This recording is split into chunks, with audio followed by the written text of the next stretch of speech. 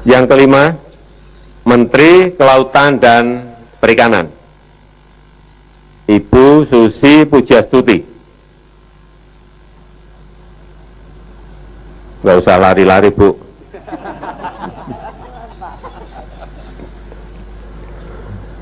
Beliau adalah wirausahawanti, pekerja keras, mulai dari nol, banyak melakukan terobosan, berhasil mengembangkan jasa perhubungan yang terintegrasi dengan kemaritiman. Saya membaca di sebuah artikel, beliau memulai usaha dari jualan ikan di TPI, dan saya meyakini beliau nanti, Bu Susi, akan banyak melakukan terobosan di bidang kelautan dan perikanan. Seperti tadi di awal, saya dan Pak Renal sudah berbicara bahwa akan ada seorang bintang tamu atau narasumber yang sangat inspiratif, yang mungkin tidak pernah punya cita-cita akhirnya bisa memiliki maskapai penerbangan. Maskapai penerbangan, betul. Pernah nggak dari kecil kita berpikir nanti besar saya mau punya pesawat terbang? Jangankan begitu, ada teman kita saja yang berpikir mau jadi apa cita-citanya, saya mau punya airlines, Pak. Ah, sombong amat lu, belagu gitu kan. Atau kejauhan nih mikirnya. Ya. Nah, tapi justru wanita ini berhasil dan dia sekarang mempunyai maskapai penerbangan yang dikenal dengan Susi Air. Siapa beliau? Langsung saja kita simak VT-nya berikut ini. Susi Pujiati, begitu nama lengkap, wanita kelahiran Pangandaran 15 Januari 1965. Presiden Direktur PT ASI Pujiastuti yang bergerak di bidang perikanan dan PT ASI Pujiastuti Aviation yang merupakan operator penerbangan Susi Air ini meraih semua impiannya melewati jalan panjang dan penuh keberanian. Bakat bisnis Susi terlihat sejak belia. Pendirian dan kemauan yang keras tergambar jelas saat usia Susi menginjak 17 tahun. Dia memutuskan keluar dari sekolah. Kala itu, Susi duduk di kelas 2 SMA.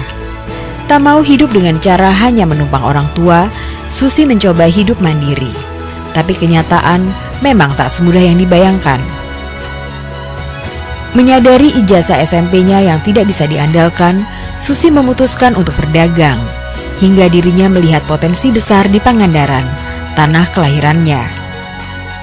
Bisnisnya pun berkembang, sejalan dengan pemikiran-pemikiran inovatifnya.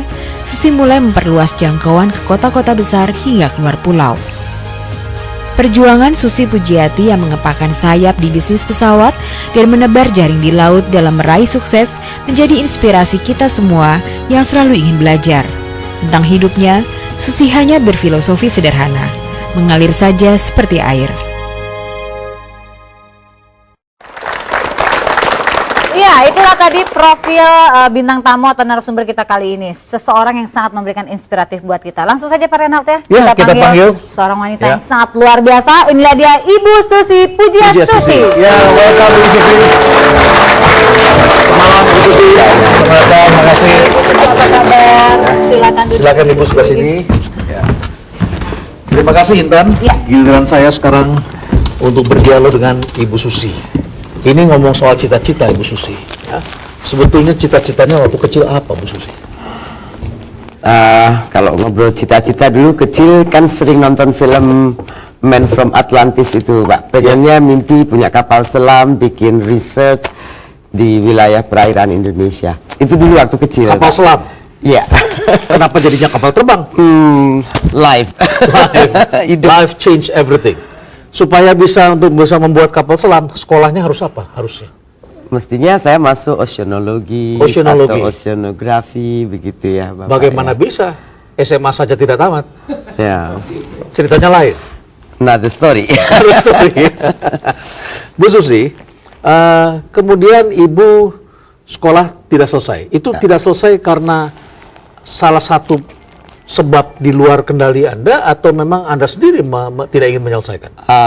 Pada saat SMA kelas 2 itu saya sudah melihat bahwa sepertinya sekolah tidak cocok buat saya, Pak. Sekolah tidak cocok buat saya. Jadi saya putuskan saya quit sekolah. Ya. Quit dari sekolah? Ya.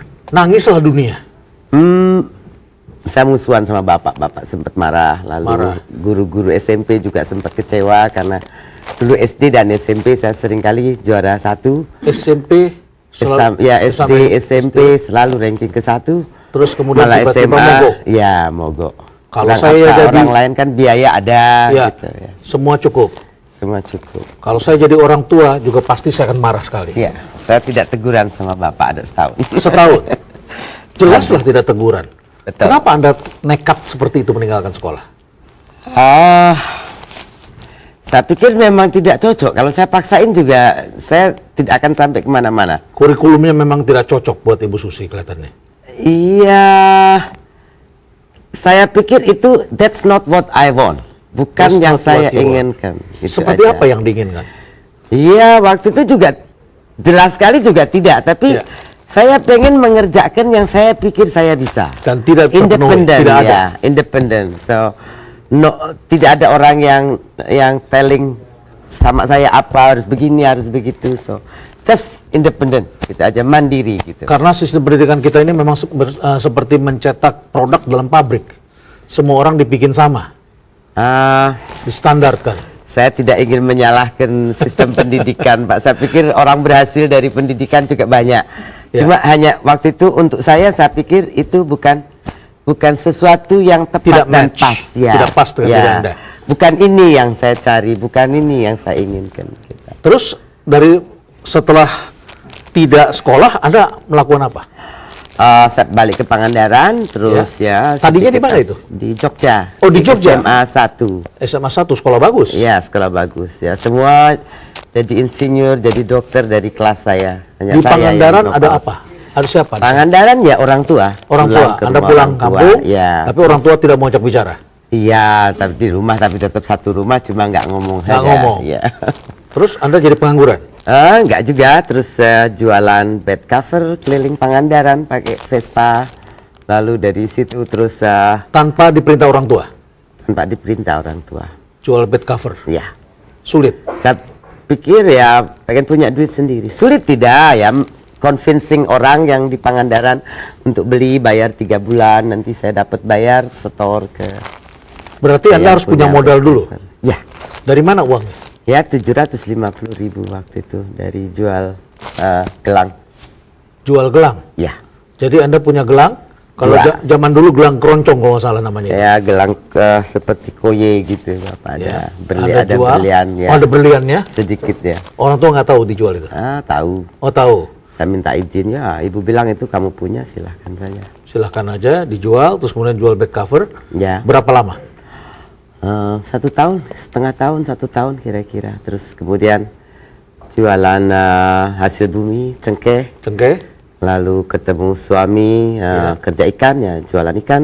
Jualan ikan? Ya, terus setelah 1 tahun, 2 tahun, tahun kedua, saya mulai kerja sendiri karena selalu bilang 1 kapal 2 nakoda tidak bisa. Ya. Jadi Ini jual ikan maksudnya jual ikan bagaimana? Jual ikan di... beli dari nelayan, Beli dari lalu kita nelayan. bawa ke pasar ikan, ke Ciroyom waktu itu Bandung, atau ke Cilacap udangnya ke ekspor. Pakai skuter?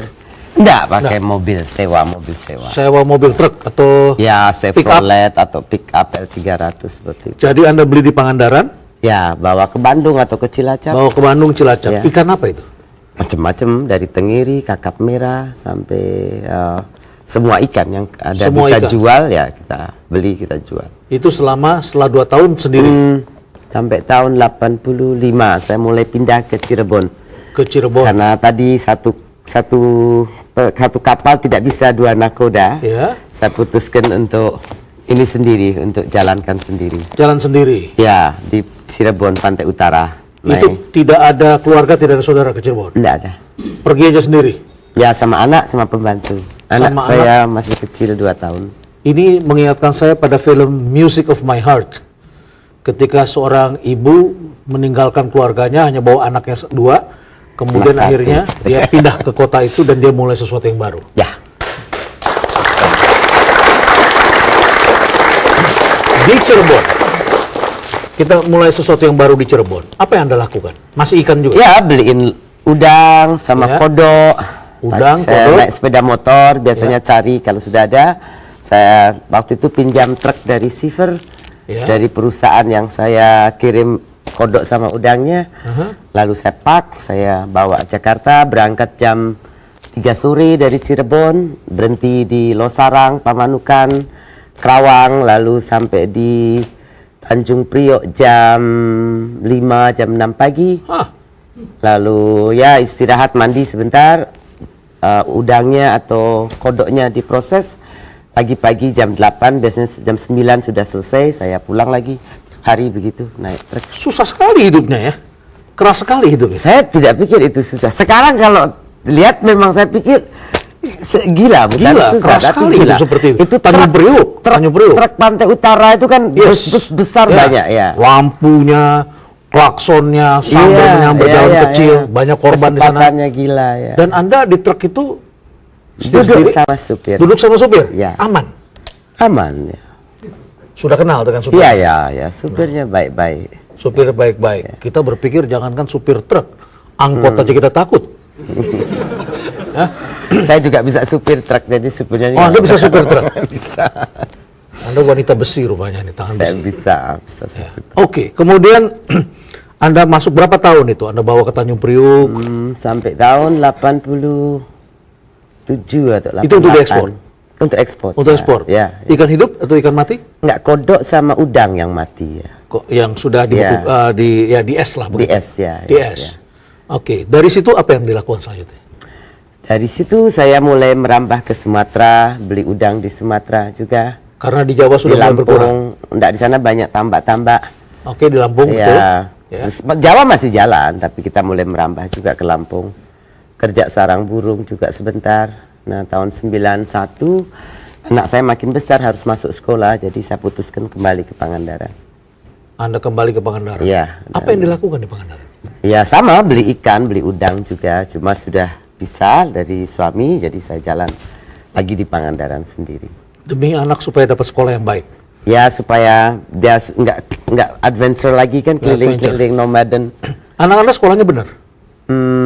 Alhamdulillah ya sekarang sedang belajar terbang, tapi dia juga sama, SMA-nya juga nggak selesai. Pak Renald.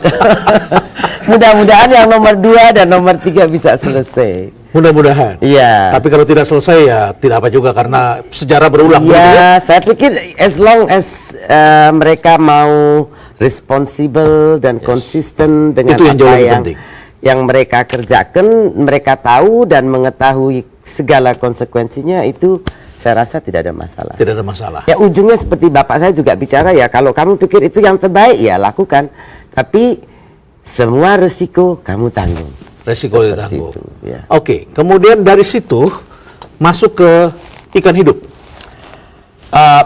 Belakangan kan mulai trennya berubah Pak, dari kalau dalam perikanan kan kita pertama nyari value Pak, value-nya kan bertahap, berlevel-level. Yang level termurah ikan asin, itu biasanya para nelayan kerjakan, kemudian ikan kalengan, naik lagi ikan beku. Nah waktu itu kita mulai menjalanin ikan beku dulu, ekspor tahun 96, sewa pabrik di Sukabumi pertama. Jauh sekali Pangandaran Sukabumi. Iya, karena di Pangandaran nggak ada pabrik. Nggak ada Pak pabrik. Renald, ya.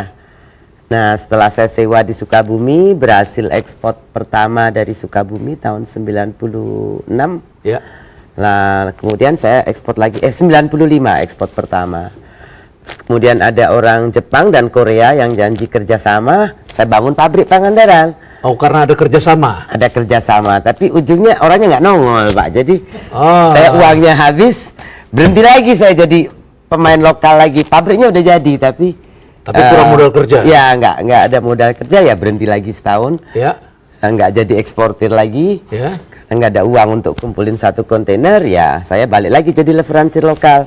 Tapi pabrik sudah punya. Pabrik sudah punya, tapi tidak dipakai. Tidak dipakai. Akhirnya ya setahun kemudian datang orang Jepang yang mau buka Red Claws LC.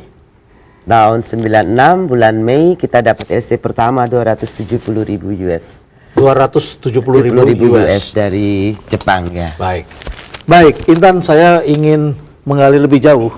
Ya, ini sudah kelihatan airnya begitu, ketemu batu, mentok, dia belok begitu. Ya, tapi saya kira ini banyak hal yang nanti kita bisa pelajari lebih jauh. Ya, cukup menarik sekali perbincangan Pak Renald dengan Ibu Susi. Dan ada satu hal yang menarik, belakangan ini ada iklan ya, yang membandingkan antara saya dengan orang bejo, ya, karena saya dikenal dengan tema iklannya dulu adalah orang pintar, tetapi katanya bejo lebih pintar dari orang pintar katanya, begitu ya, lebih beruntung, bejo lebih beruntung. Itu ada benarnya mungkin, tapi pertanyaannya adalah kenapa ada orang yang namanya orang beruntung? Seneca itu pernah mengatakan, Intan, bahwa luck is somewhere when opportunity meets preparations, ya. Opportunity meets preparation. Kemampuan membaca peluang, tapi membaca peluang ini kadang-kadang ya nggak terbaca juga begitu. Kita cuma kerja-kerja aja begitu ya. Tapi ada preparation, persiapan. Persiapannya sudah ada pabriknya, ya. Pabriknya sudah ada, tapi uangnya nggak ada. Lain waktu ketika ada orang Jepang datang, dia perlu pabrik. Nah, pabriknya udah ada. Yang beruntung adalah yang sudah punya pabrik. Kira-kira begitulah ya. Makanya pepatah Jepang itu pernah mengatakan, kepiting itu tidak pernah membuat lubang lebih besar dari ukuran tubuhnya. Tetapi di dalam ilmu manajemen dikatakan, buatlah kandang yang lebih besar dari ukuran tubuhmu, sehingga kemudian kamu punya ruang gerak lah. Begitulah kurang lebih. Ya. Baik, makasih Intan. Baik, Pak Ronald. Bu Susi, ya cocok lah kalau cita-citanya tadi ingin ocean ya, jadi larinya ke ikan begitu kan? Ya. Tapi kan berbeda, Pak. Berbeda, ya. Ini bakulan, yang itu sains. Tetapi lebih berbeda lagi. Kenapa jadi ke pesawat terbang? Setelah saya di perikanan, Ya. saya melihat bahwa tadi value seafood itu Ya, value bertahap. seafood, value dari Termurah, ikan Ya. asin, naik ikan Kalengan. kaleng, ikan frozen. Ya. Kemudian frozen added value product, jadi Ya. yang dibikin tempura atau macam-macam. sashimi. Ya, nah yang termahal itu yang bisa dibuat sashimi, Ya. yaitu harus hidup dan Harus fresh, hidup, ya. fresh. Jadi within 24 hours kita sudah bisa deliver sama customer. Sejak ditangkap dalam tempo 24 jam harus sampai ke customer. Ya, persoalannya dengan lack of infrastructure di negeri Ya. kita, ya Bapak, kan jadi kalau kita mau bawa dari Pangandaran ke Jakarta saja 12 jam. 12 jam, ya. Nah, yang matinya 10 sampai 25%. Oh, Harga lobster mati dan yang hidup jauh sekali. Yang hidup misalnya 400, yang mati hanya 100.000. Itu kalau enggak bau, kalau bau buang. bau buang. Ya. Kalau udah bau masih bisa dijual. Ya, jadi saya pikir satu-satunya untuk breakthrough distance, mengurangi angka kematian, ya harus punya pesawat. Punya pesawat. Cuma 4 tahun keliling ke perbankan, tidak ada yang percaya. Nggak ada yang Dari percaya. 2000 sampai 2000. Saya juga kalau jadi bankir nggak percaya. Bagaimana ikan bisa bayar pesawat yang 2 juta dolar? Pedagang ikan mau mempunyai pesawat. Pesawat apa yang Anda inginkan saat itu? Ya, pesawat kecil yang bisa landing di bandara-bandara rumput, bisa jemput ke tempat-tempat nelayan. Itu Ya, sesederhana itu. kemudian sudah cukup. bawa ke Jakarta, Jakarta nanti naikkan ke SQ atau Garuda atau Ya. maskapai kemana. Walaupun tujuan. sederhana dan kecil, harganya tetap saja mahal Ya, itu. 2 juta dolar, ya. 2 juta dolar. Ya. Ya, 2 juta dolar. Tapi bank tidak mau mendukung. Alhamdulillah setelah 4 tahun ketemu bank yang mengerti visi. Ya. Saya pikir banker ini berani membeli mimpi kita. Dikasihlah kita 4,7 juta waktu itu dolar pinjaman. Anda perlu 2 juta dikasih 4,7 Untuk juta. dua pesawat. Ya. Oke. Nah, alhamdulillah Juni tahun kemarin sudah lunas. Juni tahun kemarin. Ya. Setelah berapa tahun? 7 tahun Pak Nirna. Setelah 7 tahun lunas. Ya. 7 tahun, baik. Banyak orang yang membeli rumah 10 tahun dan lunas-lunas. Ya. Ini pesawat terbang 7 tahun sudah lunas. Ya, karena dipakai untuk investasi, untuk usaha. Oke, 2 tahun Anda punya 2 pesawat. Anda kan nggak ngerti urus pesawat. Kok masih urus pesawat? Kan masalah navigasi, masalah Itu izin. urusan pilot, Pak. Urusan Kebetulan pilot. Tapi Anda tak mengerti. Suami saya juga suami Anda adalah seorang pilot. pilot. Ya. Ah. Nah, waktu tsunami kita pikir waktu itu bantu sebentar ke Aceh. Ke Aceh. Nah, rencananya 2 minggu bawa uang ya sedikit 400-an gitu. untuk Jadi bantu Anda ke Simelu ya waktu itu ya? Ya, kenapa Aceh, Simelu? Melabo sama Simelu? Melabo, Kenapa Simelu, saya hancur. itu karena ada sedikit history dengan Aceh waktu itu. Ya. Kita buat konsep sustainable development, Ya. integrated di bidang perikanan, Ya. approach of sustainable development di bidang perikanan. Nah, waktu itu oleh Pak Dipo pengennya diajak ke untuk masyarakat Aceh, Papua dan yang seperti itu, kita diajak ke Aceh. Ya. Kemudian bupati-bupati Aceh datang ke Pangandaran lihat pola perikanan kita. Nah, Bupati Simelu itu sering telepon setelah itu. Kapan datang kemari? Pak Darmili. Pak Darmili. Darmili, ya. Saya bilang, Pak Darmili, kalau kerja di Simelu nggak punya pesawat, nggak bisa, susah. Bisa beli, nggak bisa bawa keluar. Kan ujungnya kita mesti jual, bukan untuk makan saya beli. Jadi nggak bisa. Nah, 2 minggu sebelum tsunami, beliau juga telepon lagi. Saya bilang, betul Pak, saya sudah punya pesawat, tapi Aceh is war zone, jadi insurance tidak cover. Oh, karena Jadi, daerah pemberontakan saat itu. Iya, tidak bisa. Jadi saya bilang, Walaupun mohon di maaf. Pulau Simelu aman. Ya, but it's Aceh. Ya. Asuransi tidak melihat fakta realitas di lapangan. tidak. Ya. Makanya begitu kejadian tsunami tanggal 26, sebetulnya kita mau berangkat tanggal 27. Tapi saya masih telepon Australia Ya. dan London underwriter kita, apakah mereka mau cover asuransi atau tidak. Karena kalau ada apa-apa kan kecelakaan, saya bisa celaka, nggak bisa bayar ke bank. Jadi akhirnya ya tanggal 27 malam saya bisa dapatkan cover ya, ini karena bencana dunia. Jadi dengan premi normal atau premi normal, oke. Jadi for humanitarian reason kita di cover. Akhirnya berangkat tanggal 27 malam itu juga ke Medan. Ya. Kemudian kita landing pertama kali di Melabo tanggal 29. 29. Ya, kasih bantuan ya, terus terbang selama 2 minggu. Setelah 2 minggu rencana kita pulang lagi balik ke perikanan, duitnya juga habis kan Pak. Ya. Karena terbang gratis ya. Jadi kita pulang, tapi ternyata banyak NGO juga, please keep your aircraft here, we need it gitu. Jadi ya akhirnya kita charterkan sama mereka. Jadi awalnya karena Anda punya sesuatu dengan Aceh, tetapi sebenarnya tidak bisa jalan, tapi setelah tsunami Anda masuk untuk humanitarian. Untuk bantu bantuan saja, sosial, 2 untuk bantu 2 ya, minggu. Ya.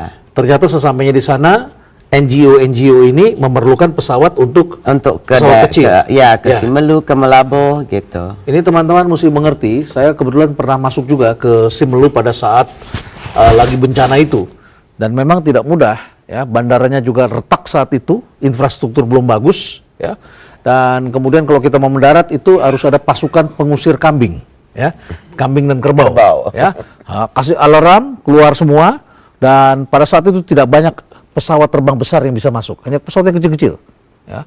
Masuklah ke sana setelah itu, dan kemudian NGO ini memerlukan untuk charter atau apa? Ya, untuk ke sana lagi. Ya saya bilang saya tidak bisa lagi, saya harus balik ke pekerjaan saya. Saya bilang saya sudah tidak ada uang lagi, dan mereka no we pay right now. Oke, ya udah akhirnya kita jadi bawa penumpang sekaligus cari ikan. Ya, bulan April saya mulai bawa perahu dari Jawa. Ya, kapal. Untuk encouraging orang Simelu kembali ke laut. Ya. Tapi sampai bulan Agustus baru mereka mau balik ke laut. Setelah mereka merasa tenang. Ya. Ya, dari situ kita mulai beli perikanan hasil lobster Simelu dari harga 30.000. Begitu kita beli jadi 100.000, mereka juga sangat senang.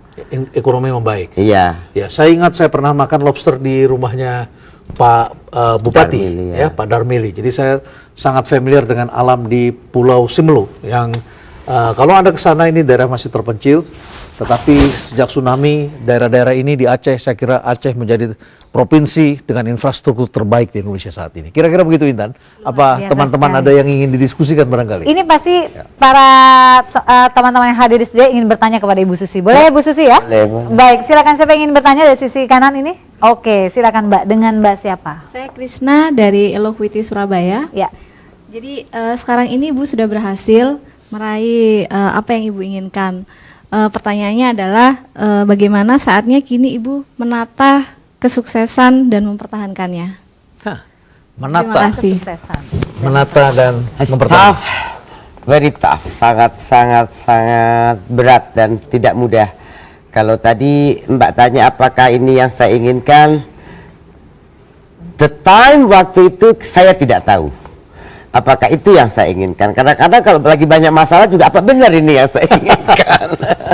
Just do it. Apalagi jadi Just do it. Just do it, tapi ya ujungnya begitu besar begini dengan 45 pesawat, kurang lebih 150 sampai 200 flight per hari dari Papua, Kalimantan Timur, Sumatera, Kupang, ngatur juga pilot-pilot karena kita Indonesia kekurangan pilot, Kurang jadi pilot, tuh. hampir 90% pilot kita juga foreigners. Nah, juga urusannya banyak, beda culture, beda apa.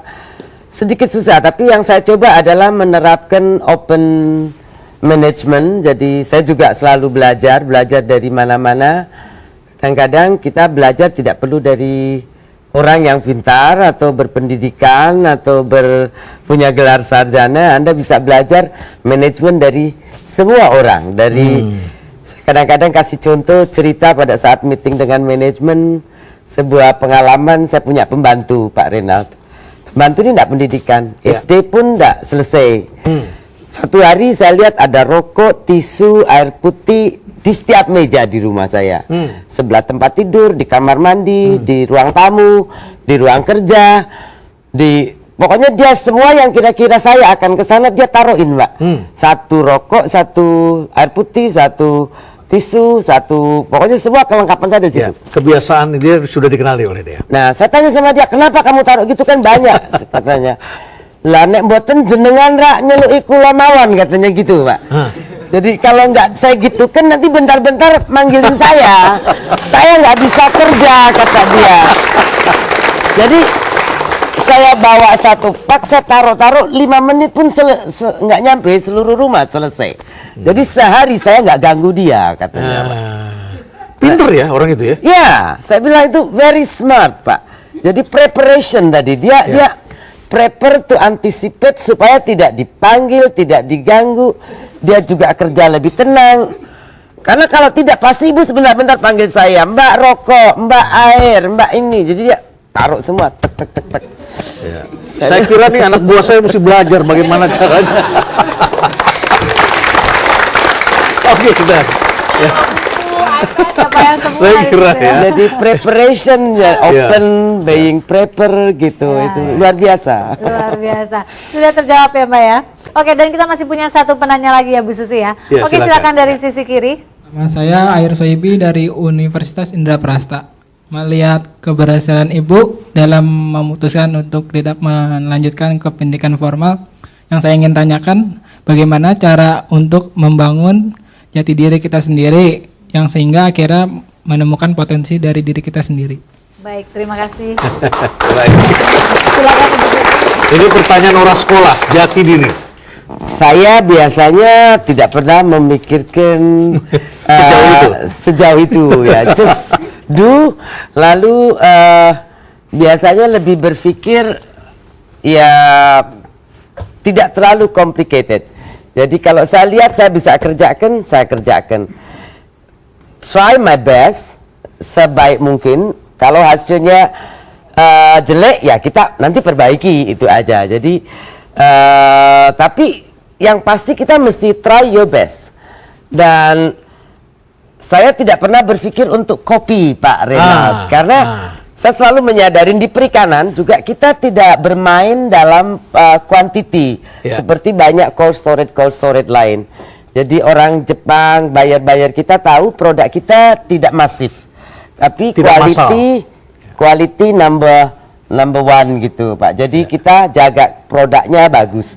Karena saya berpikir kalau produk kita bagus dan berbeda, orang pun mudah lihat. Kalau saya mau bersaing sama yang besar-besar massive production, mereka duitnya lebih banyak, kapasitas pabriknya lebih besar, saya pasti akan kalah.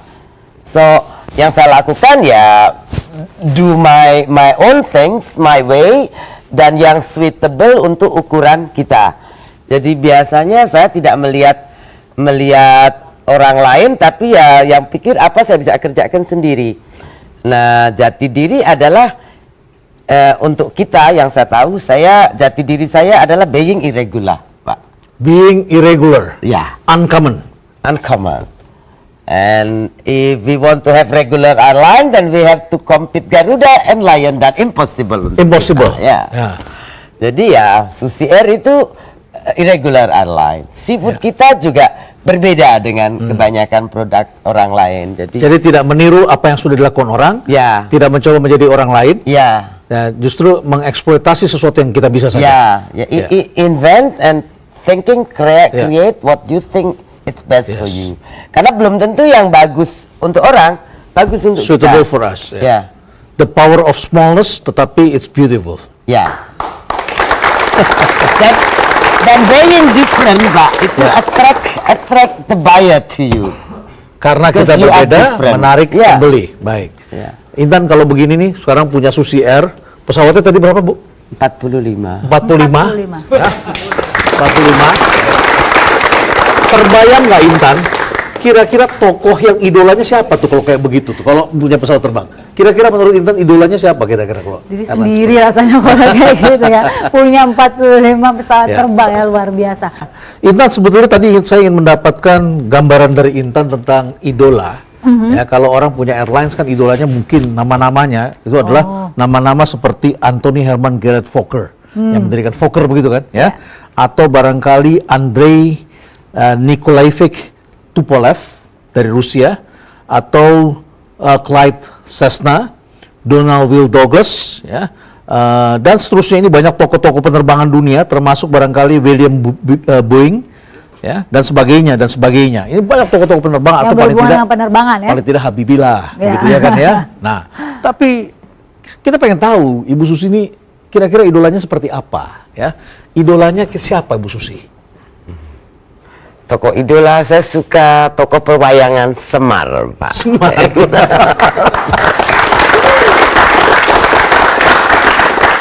Semar. Ini kok punya pesawat, punya industri pesawat, ekspor keliling dunia, tetapi kok Semar? Why Semar? Semar itu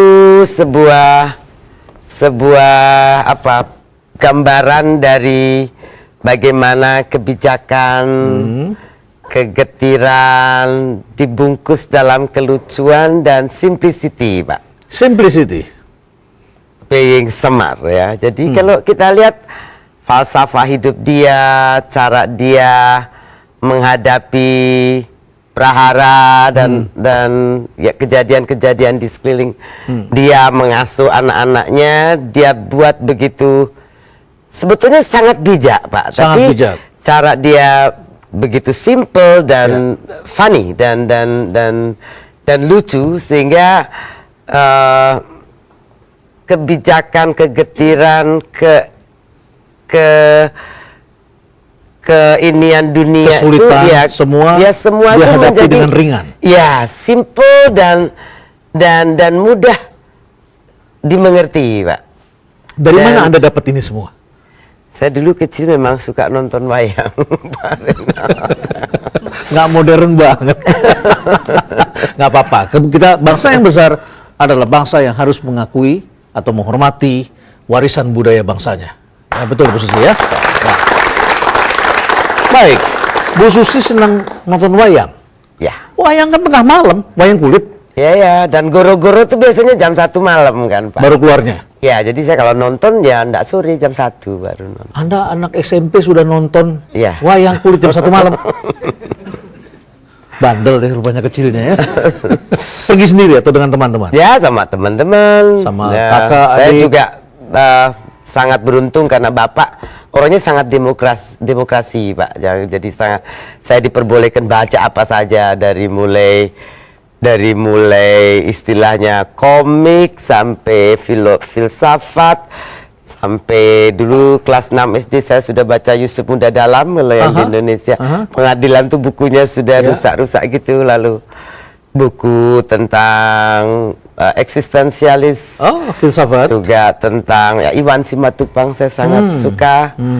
Semua Api- buku boleh Api baca. di Bukit Menoreh? Ya, saya sangat juga, suka. Lalu Mahabharata, Ramayana, ya, saya Si Buta baca dari Gua Hantu. Saya baca Confucius, saya baca Mahabharata, saya suka baca waktu kecil. Termasuk komik juga Anda baca. Ya, komik, Si Buta, Bolong history, Jilu. semua macam-macam cerita dari China, dari mana-mana saya senang Anda baca. dulu baca, ya. Dan itu berpengaruh dalam hidup Anda. Mungkin memperkaya wawasan Ya. dan cara saya melihat sesuatu, Pak. Ada satu yang menarik ketika salah satu pesawat Susi Air kena musibah. Ya. Itu menjadi satu hal yang sangat mendasar di Susi Air, tapi kemudian Anda mendapat surat dari Dahlan Iskan. Betul. Ya, saya terharu Pak Dahlan ada tulis di seluruh Jawa Post Di Group. dalam jaringan. Iya. Dia menulis Susi tentang Air Susi Air. tetap di hati. Susi Air tetap di hati. Luar biasa beliau, Pak. Saya sangat terhibur sekali. Dan pada saat itu saya juga tanggal 15 itu harus terima penghargaan dari APEC di San Francisco. Ya. Saya putuskan tidak jadi berangkat karena waktu itu pilot saya belum bisa bawa dari hutan ke Wamena. Jadi saya tunggu sampai selesai, saya wakilkan kepada petugas BRI yang ada di, saya memohon BRI mewakili saya untuk menerima penghargaan dari Hillary Clinton Hillary di Clinton. San Francisco. Waktu itu penghargaan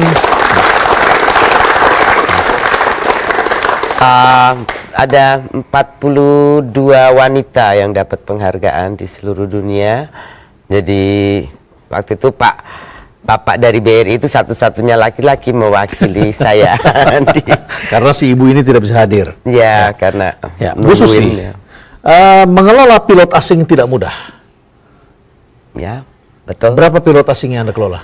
Sekarang ada 140-140-an Pak ya. Itu bukan karena Anda 90%. seleranya mau mengangkat orang asing Di ya? Indonesia susah sekarang Susah. pilot Bapak. Jadi kebutuhan sekitar 1.800 sampai 2.000. Ya. Lalu supply dari pilot Indonesia mungkin hanya maksimum 200 kali sekarang Pak.